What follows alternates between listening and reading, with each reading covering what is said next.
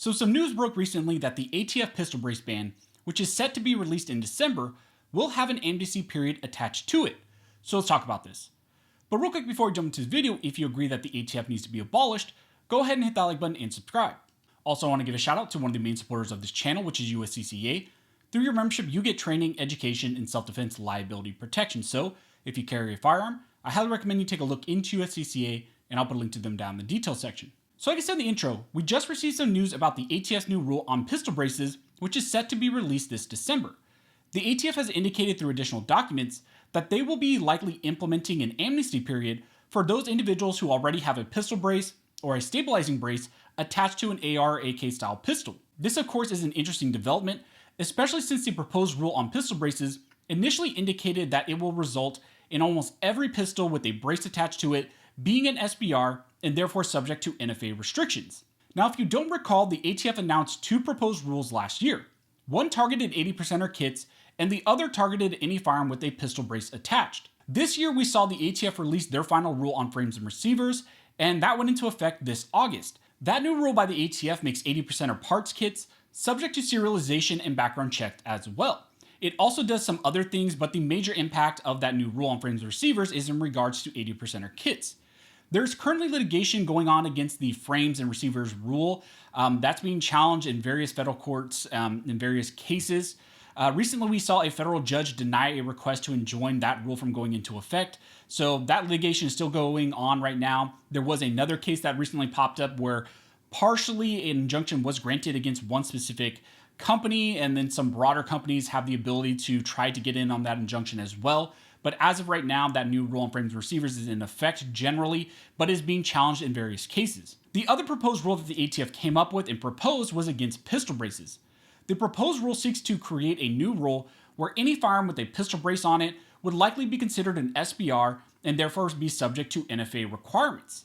This means that the ATF wants to make all firearms with a brace attached subject to registration and taxation requirements. The ATF's proposed rule created a weird report card system where you would have to add up points to your card based on what features you have attached to that specific firearm. This essentially led to any firearm with a brace attached on it being considered an SBR because automatically it would gather enough points to be considered an SBR under this report card system. Last year, the Department of Justice released a statement on their intent with this whole pistol brace rule.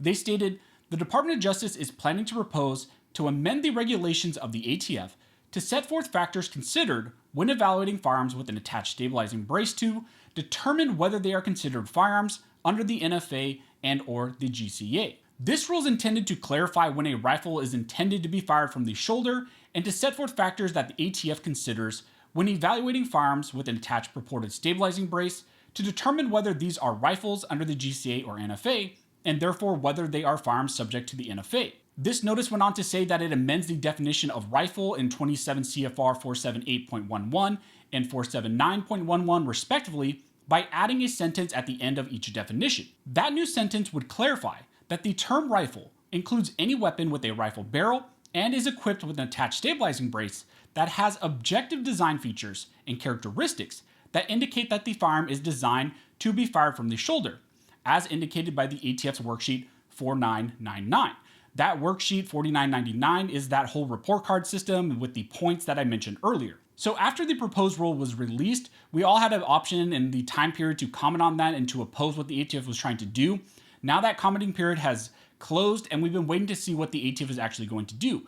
Recently, we found out from the ATF in a lawsuit that their current plan is to release the final rule on the pistol braces this December. So by the end of this year, they should be releasing that final rule on pistol braces. With that currently looming, we got some additional news and some additional documents, which appear to indicate that the ATF will include an amnesty registration period for types of firearms that have a pistol brace attached to them. So here's the documents on the screen, but the relevant part reads, "Due to the upcoming amnesty registration of pistol brace weapons, photos of the weapon being registered will be required to prove the weapon does utilize a pistol brace in its configuration and would qualify for an amnesty registration." Now, the statement was made in a document clarifying some changes that's going to be made to the ATF Form 1 document, but what does this actually signal as far as what's coming up in December and what's going to likely happen next year? Well, let's look at something that the ATF did in the past.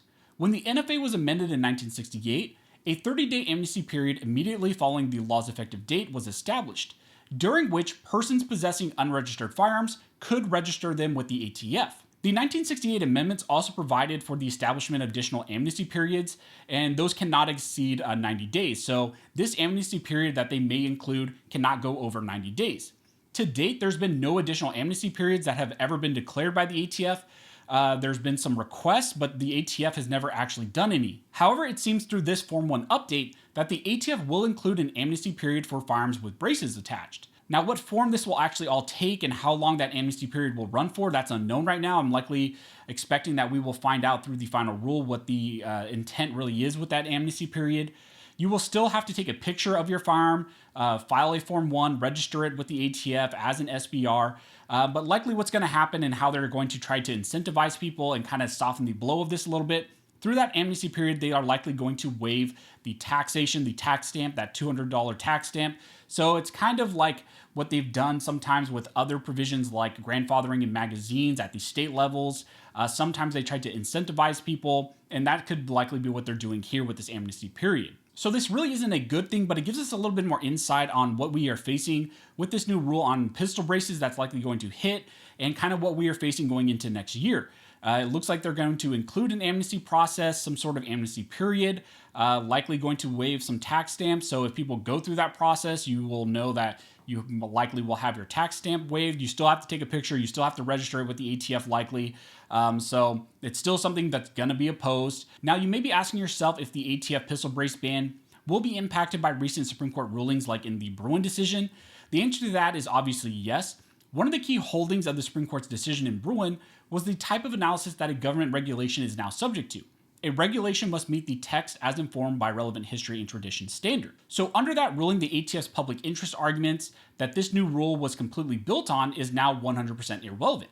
The ATF said that they needed this new rule on pistol braces to essentially help the public and the public interest to prevent all these dangerous pistol braces from being on the market, because they're claiming that these types of pistols with pistol braces on them are so dangerous, they lead to so many crimes, so it's in the public's best interest for them to regulate them. That whole government interest to justify a ban is now completely invalid. Instead, the ATF must prove that the regulation adheres to the history and tradition of this nation. They will have to show that at the time of the founding and ratification, there was government regulations banning attachments to firearms. That's probably one of the main things they have to prove, or maybe that there was some sort of analogous restriction that actually regulated shorter types of firearms. So that's another thing that they can maybe try to prove. But again, it's going to be very hard for them to find some sort of analogous law that actually justifies what they're doing with the pistol brace ban. So also expect that once this final rule goes into effect, two-way organizations will sue the ATF immediately. We saw that with the frames and receivers rule as well, and that will happen with the pistol brace ban as well. But as of right now, the ATF is proceeding forward with this pistol brace ban, and they plan to release it before the end of this year, and that it will include some sort of amnesty period. So this is something we will definitely be keeping our eyes on. If you guys have any questions, go ahead and comment down below, and I'll try to answer the best of my ability. Also, like this video and like support the channel, one of the best ways to do that is to like, comment, and subscribe. All those things help to fuel the algorithm or fuel Al Gore's rhythm. It adds fuel to his jet and signals to YouTube that you guys see value in these videos and in this type of two-way news. Again, I want to thank everybody who likes, comments, subscribes, who hits the notification bell, who shares these videos.